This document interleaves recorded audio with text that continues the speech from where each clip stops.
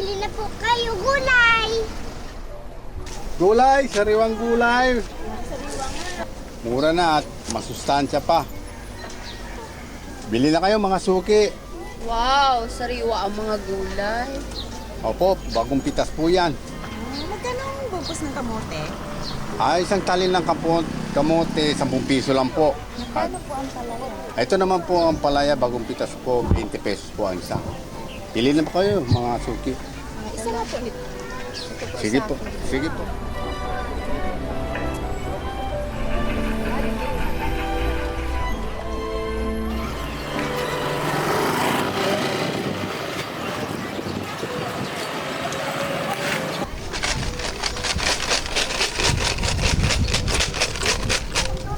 No, marami na po tayo pera. Makabili na po tayo ng clayton.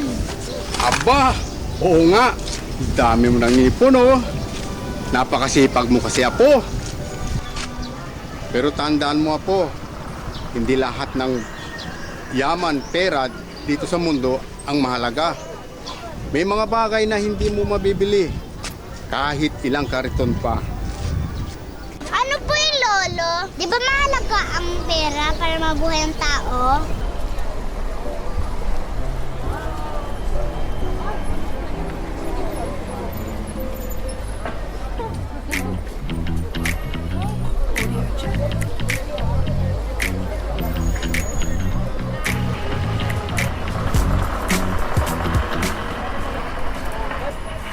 Uy, Mang Ben! Ninyo! Pakasisado na kayo ah! Oh, Marco, ikaw pala. Ang laki pinagbago mo, ah. Mukhang mayaman ka na ngayon, ah. Siyempre naman, Mang Ben! Basta masipag ka lang, kayaman ka talaga. At saka negosyo to eh. Tuloy-tuloy yung yaman dito. Tingnan mo. Kakabili ko lang bagong cellphone, iPhone, fully paid. Tingnan mo si Ninyo. Bilan mo naman ng cellphone. Uso na yan ngayon.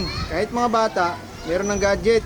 Hindi yung mga pipitsuging laruan yung nilalaro niya. Alam mo, Marco, sa totoo lang, hindi ko inisip yan. Ang mahalaga sa akin ay masaya na si Ninyo kahit sa simpleng bagay lang. Nako, Mang Ben, iba ng panahon ngayon. Nasa modern world na tayo. Kung gusto mo, pahiramin pa kita ng pera eh. Salamat sa alag mo, Marco. Pero sa tingin ko, hindi sa dami ng pera o modernong bagay man ang nasusukat at tunay na kaligayahan.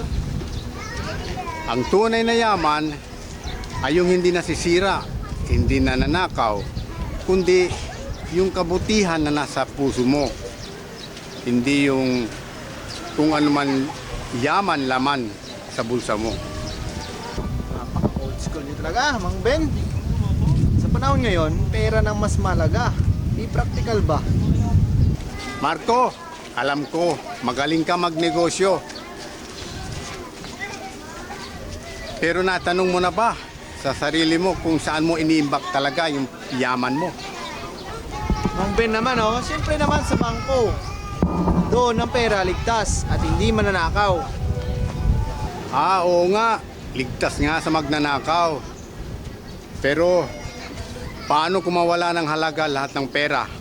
O di kaya mga gamit mo, mawawala na rin. Tulad ng mga bagay na nandito sa lupa. Matatawag mo pa ba yan kayamanan? Lolo, mas may mahalagang pa po. Kayamanan. Hindi nga. Tay.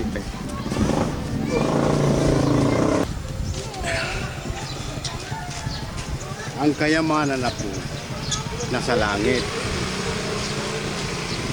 Gawa yan ng mabuting gawa, tulad ng pagtulong sa kapwa, ng mabuti at may kasiyahan sa puso. Marunong magpasalamat sa Diyos sa lahat ng bagay. Yun ang tunay na kayamanan sa langit. Kayamanan sa langit? Ano yun? At saka paano ko sisimulan yun? Ngayong sanay na ako sa ganitong buhay.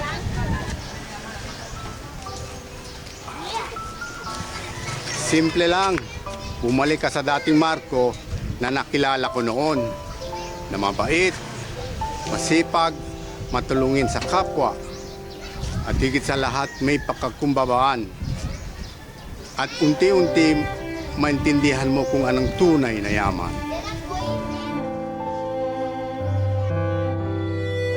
Turo mo pala sa akin na kahit simple lang ang buhay, dapat laging masaya. Na hindi lang sa pera o material na bagay na laman ng puso natin.